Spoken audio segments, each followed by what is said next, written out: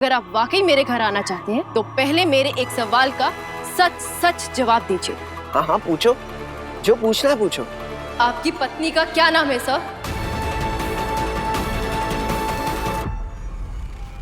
देवयानी।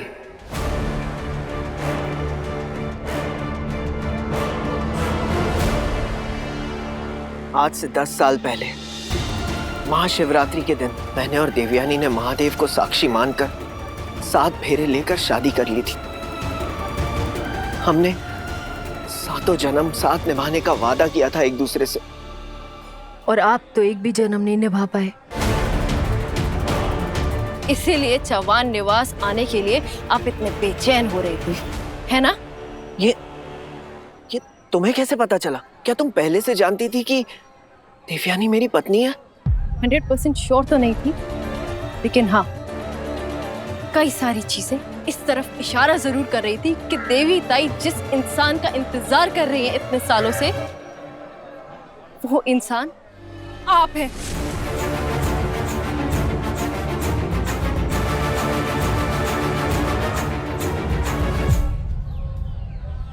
सही, तू ना बहुत बड़ी डॉक्टर बनेगी। मेरा पति भी बहुत बड़ा डॉक्टर बनना चाहता था। पता है सही, मुझे तो पता भी नहीं है कि वो अब भी मेरा पति है या नहीं। सब लोग बोलते हैं कि उसने है ना किसी और से शादी कर ली। पुलकित सर तो हमारे कॉलेज के गेस्ट लेक्चरर हैं। नहीं नहीं नहीं, उसे झूठ मत बजाना, प्लीज प्लीज प्लीज, उसे झूठ मत बजाना। मैं इसी वजह से आपके घर लंच पर आने के लिए तैयार हो गई। मैं पता लगाना चाहती थी आपकी फैमिली के बारे में। ओह, अब मैं समझा। वो तुमने माधुरी को देख लिया और तुम्हें लगा कि मैं अपनी जिंदगी में आगे बढ़ चुका हूँ और तुम्हें देवयानी की फिक्र हो रही होगी, इसलिए तुम्हारा मूड भी खराब हो गया था। हाँ। नहीं नहीं नहीं, सही ऐसी बात नहीं है। माधुरी मेरी बहन जैसी है। अब वो मुझे कहाँ मिली, कैसे मिली, मेरे घर पे कैसे आई, हालात ही कुछ ऐसे थे कि मुझे माधुरी को अपने घर में पनाह देनी पड़ी। लेकिन सही, आज भी मेरे दिल में देवयानी ही रहती है। मैंने देवयानी से शादी की है, वो मेरी पत्नी है और हमेशा रहेगी। मैं देवयानी से सच्चा प्यार करता हूँ उसे। मैं उसके अलावा किसी के बारे में सोच भी नहीं सकता। तुम्हें यकीन नहीं आता ना? ये देखो, उसकी तस्वीर आज भी मेरे पास है, हमेशा मेरे साथ रहती है वो।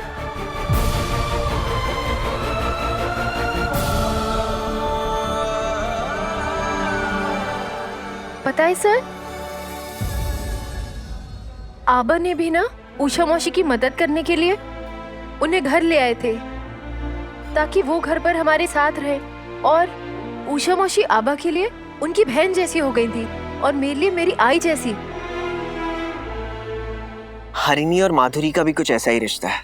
लेकिन सर, मैंने हमेशा उषा मौसी को मौसी कहकर ही पुकारा है, कभी माँ कह के नहीं बुलाया। तो फिर हरिणी माधुरी जी को माँ कहकर क्यों बुलाती है? माधुरी प्यार से हरिणी को हरि कह के बुलाती है। तो मेरी जो शैतान बेटी है ना, वो भी माधुरी के नाम को छोटा करके माँ बुलाती है। मैं भी कितनी पागल हूँ, बिना कुछ जाने बिना कुछ सोचे आपको कितना कुछ बोल दिया। I am really sorry sir, मुझे उस दिन आप लोगों के साथ ऐसा बर्ताव। डोंट बी सॉरी, तुमने जो कुछ भी किया अनजाने में किया। It was a misunderstanding. लेकिन कुछ लोग ऐसे हैं जिन्होंने जानबूझकर मेरे और देवयानी के बीच गलत फहमी पैदा की। सही, तुम जानती हो मुझसे झूठ बोला गया था कि देवयानी की शादी हो चुकी है,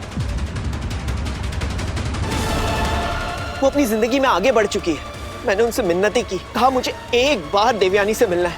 उन्होंने मना कर दिया, ये कहकर कि देवयानी नागपुर से बाहर चली गई है अपने पति के साथ। मुझे यकीन है कि उन लोगों ने देवयानी को भी कुछ ऐसा ही कहा होगा। शायद आप बिल्कुल सही कह रहे हैं सर, देवी दाई को भी यही बताया होगा कि आपने किसी और से शादी कर ली है। तभी वो हमेशा ये बोलती रहती है कि मेरे पति की शादी हो गई होगी, मेरे पति की शादी हो गई होगी। लेकिन सर, वो आज भी आपका इंतजार कर रहे हैं और कभी-कभी वो अपने बच्चे का भी जिक्र करती हैं। हाँ हाँ, तो हरिणी ही हमारी बच्ची है।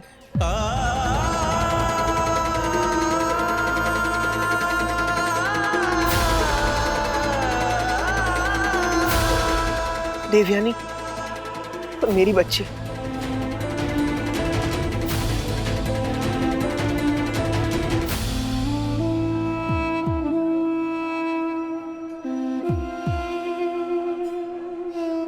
बेटी यहाँ और माँ वहाँ।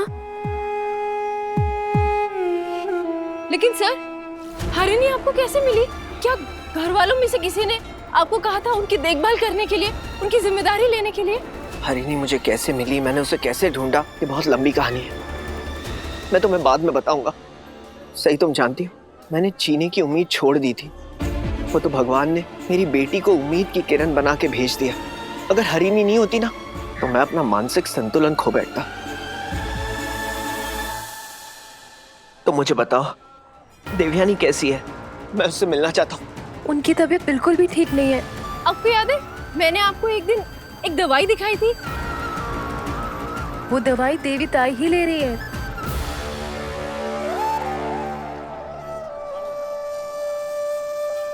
देवयानी की दिमागी हालत ठीक नहीं है।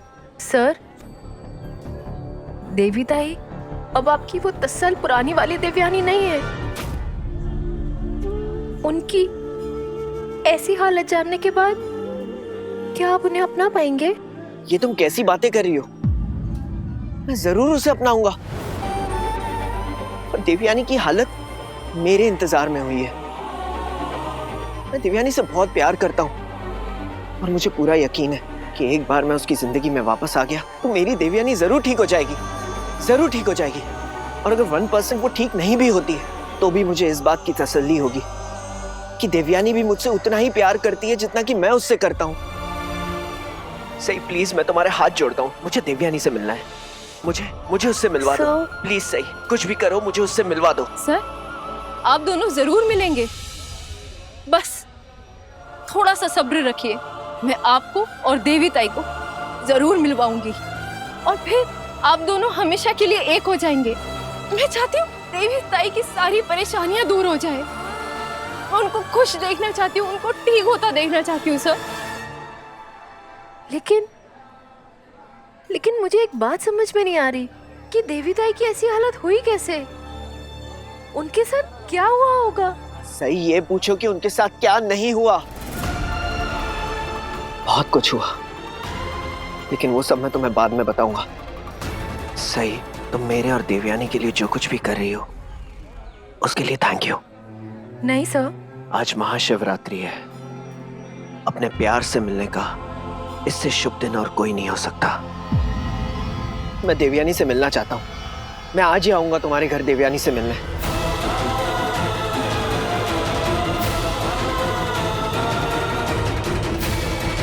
आज? क्या? ये लीजिए, थैंक यू।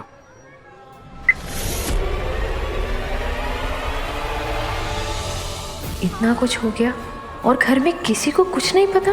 मुझे यकीन नहीं हो रहा काकू ऐसा भी कुछ कर सकती हैं, वो भी अपनी ही बेटी के साथ। बम भोले, अलख निरंजन, जय जय शिव शंकर। बम बम भोले, जय जय शिव शंकर। महाराज, मस्त मस्त। महाशिवरात्रि के पर्व पर स्वयं साधु बाबा पधारे हैं हमारे द्वार पर। अहो भाग्य हमारे, अहो भाग्य।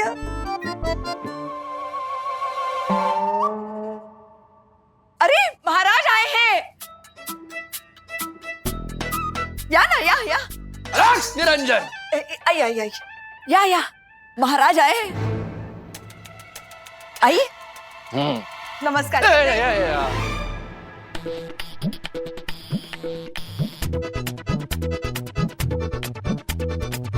हमारा आशीर्वाद है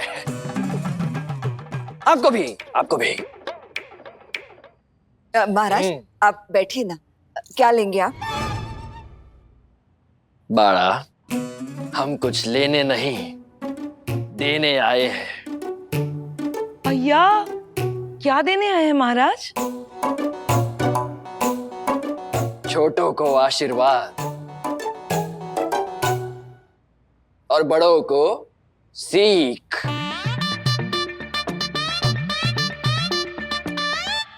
महाराज, इस घर को आशीर्वाद की बहुत जरूरत है।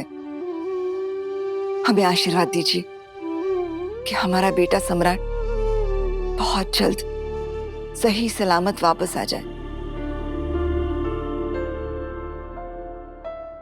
जरूर आएगा काकू।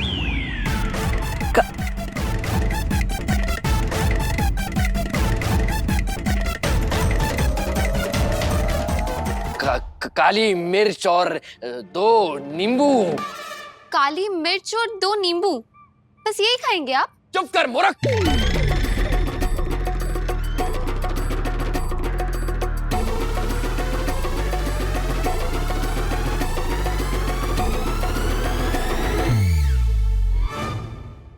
देखा कितने ज्ञानी है महाराज, 1 मिनट में पहचान लिया इस करिश्मा को।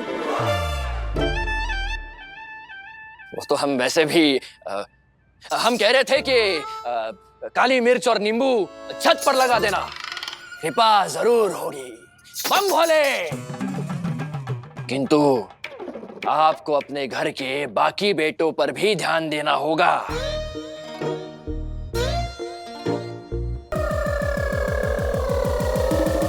ये ध्वनि कैसी है? नहीं नहीं, अनर्थ, घोर अनर्थ। बंद करो इसे। क्या हुआ बाबा? इस घर में सपने देखने वालों को ताने मारे जाते हैं, और वही ताने अभी भी सुनाई दे रहे हैं हमें। महाराज, आपको ये बात कैसे पता? चुप कर बदतमीज। हम अंतर्यामी हैं, हमें सब पता है। हम हिमालय पर सेल्फी लेने नहीं, तपस्या करने गए थे, और एक नजर में देखकर हम लोगों का अतीत, वर्तमान और भविष्य भी बता देते हैं। लेकिन आप हैं कौन? हम सन्यासी है वही।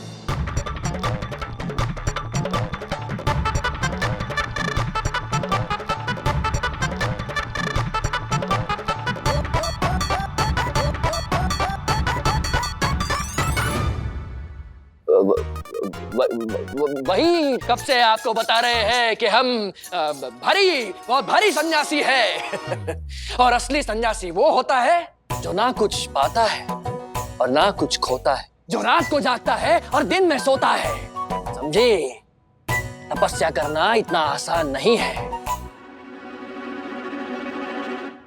पता नहीं दादा, मोहित फोन क्यों नहीं उठा रहा है? वो निठल्ला नौकरी वोकरी तो पहले से ही नहीं करता था, अब घर के काम करना भी बंद कर दिया। बस खाना और सोना, यही 2 काम है उसकी जिंदगी में। महाराज, आप महान हैं। लेकिन जैसा कि हमने कहा था, आपको अपने बेटों पर ध्यान देना होगा। मोहित, काय काका, आपको बेटों पर ध्यान देना ही होगा काकू, ने तो ध्यान।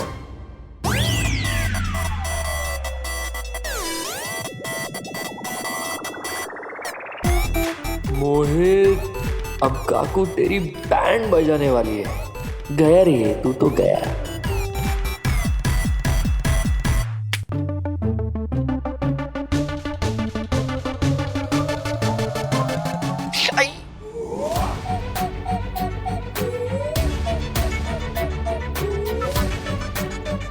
मोहित, ये क्या है?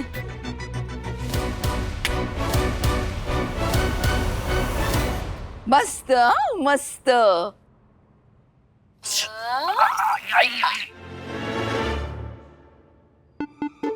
अरे क्या कमाल की एक्टिंग करता है, हमने तो पहचाना ही नहीं तुझे। सच में? हाँ। थैंक यू काकू। वैसे काकू, ये सब मैंने इसलिए किया ताकि मैं बता सकूं कि मैं कितना अच्छा एक्टर हूँ। अब तो एक्टिंग स्किल्स दिखाने के लिए किया, बाकी कुछ नहीं। वैसे ये सब मेरे नाटक का नया गेटअप है। हाँ। वैशाली आंटी, नया गेटअप अच्छा लगा कि नहीं? बहुत अच्छा था बेटा। अब बताना भी नाटक के बारे में, हम लोग आएंगे। आंटी, आप बस मेरा नाटक देखेंगे ना, गारंटी के साथ कहता हूँ, दिल बहलेगा आपका। आप बस आइए तो सही। काकू, एक्टिंग से दिल जरूर बहला सकता है, लेकिन तेरा और तेरी बीवी का पेट नहीं भर सकता।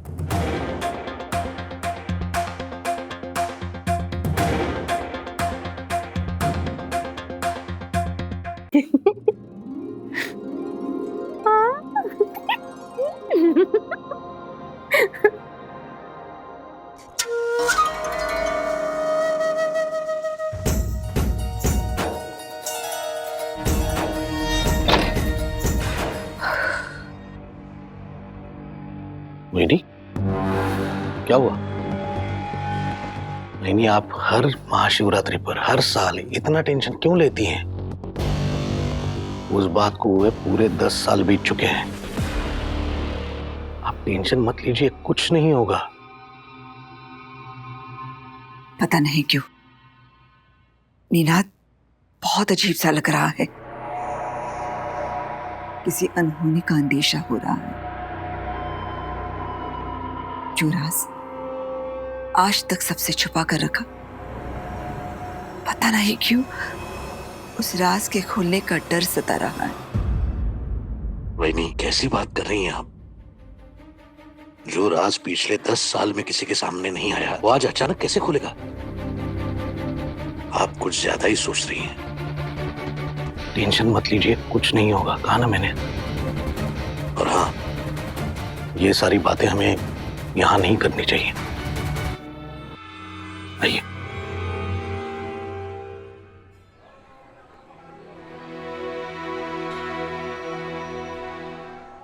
भाऊ, वो हरी शॉप वाली के पास जिद करके बैठ गई है। कह रही है कि सारे खिलौने चाहिए। मेरी तो बात ही नहीं सुन रही है।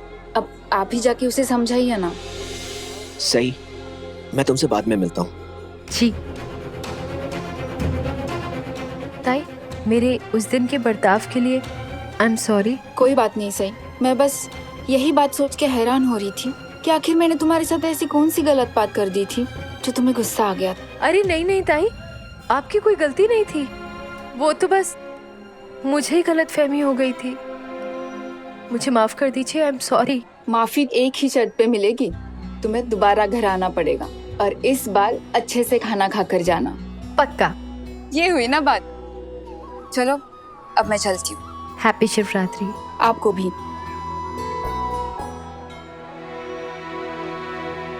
वो लड़की कौन थी?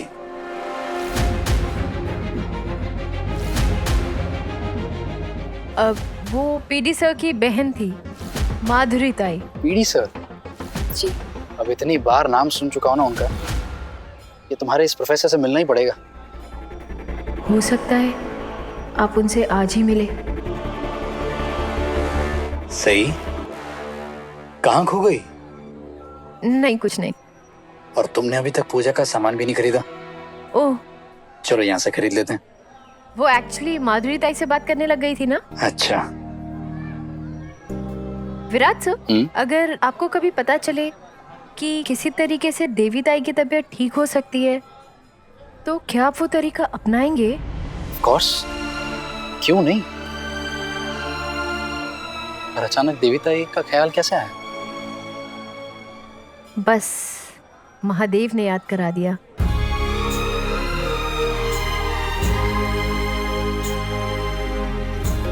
भाऊ, पूजाची थाल घ्या। अगर महादेव ने चाहा तो देवी ताई आज ही अपने पति से मिलेंगी।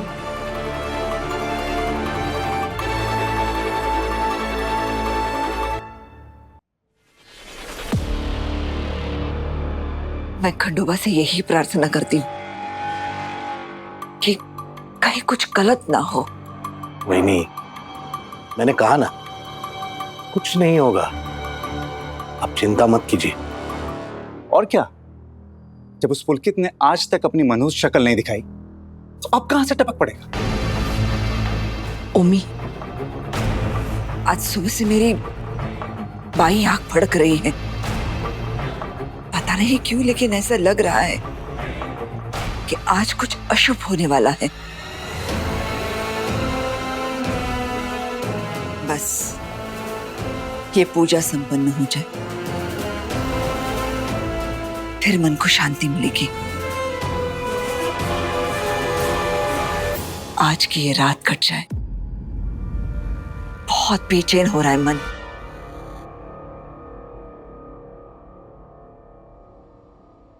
वही नहीं, सब ठीक होगा और हम हैं ना। बहनी आप घबराइए मत, दादा बिल्कुल ठीक कह रहे हैं, कुछ गलत नहीं होगा।